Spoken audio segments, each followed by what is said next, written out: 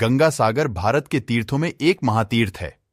गंगा जी इसी स्थान पर आकर सागर में मिलती है।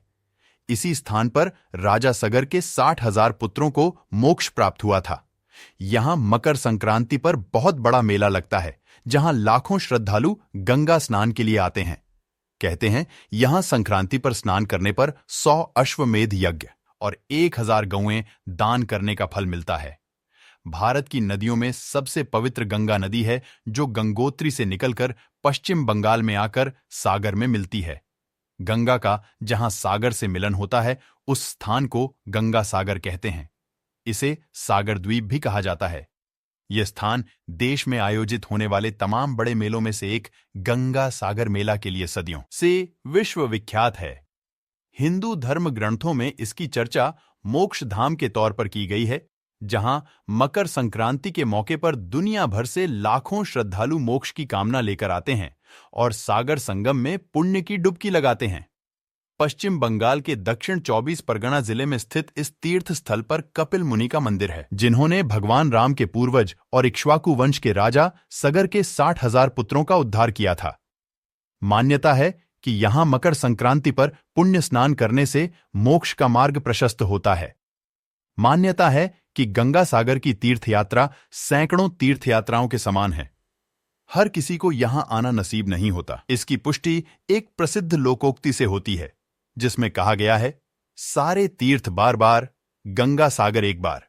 हालांकि यह उस जमाने की बात है जब यहां पहुंचना बहुत कठिन था।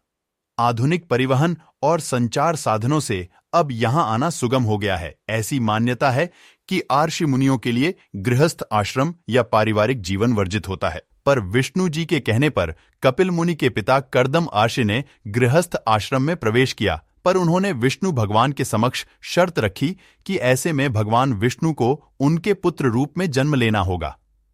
भगवान विष्णु ने शर्त मान ली और कपिल मुनि का जन्म हुआ। फलतः उन्हें विष्णु का अवतार माना गया। आगे चलकर गंगा और सागर के मिलन स्थल पर कपिल मुनि आश्रम बनाकर तप करने लगे। इस दौरान राजा सगर ने अश्वमेध यज्ञ आयोजित किया। इसके बाद यज्ञ के अश्वों को स्वतंत्र छोड़ा गया।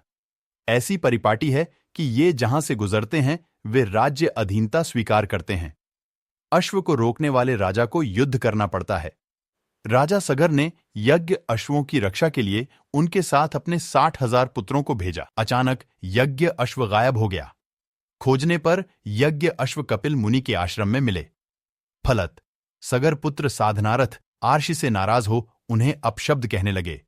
आर्षि ने नाराज होकर उन्हें शापित किया और उन सभी को अपने नेत्रों के तेज से भस्म कर दिया। मुनि के श्राप के कारण उनकी आत्मा को मुक्ति नहीं मिल सकी। काफी वर्षों के बाद राजा सगर के पौत्र राजा भागीरथ कपिल मुनि से माफी मांगने पहुंचे। कपिल मुनि राजा भागीरथ के व्यवहार से प्रसन्न हुए। उन्होंने कहा कि गंगा जल से ही राजा सगर के 60,000 मृत पुत्रों का मोक्ष संभव है। राजा भागीरथ ने अपने अथक प्रयास और तप से गंगा को धरती पर उतारा। अपने पुरखों के भस्म स्थान पर गंगा को मकर संक्रांति के दिन लाकर उनकी आत्मा को मुक्ति और शांति दिलाई। यही स्थान गंगा सागर कहलाया।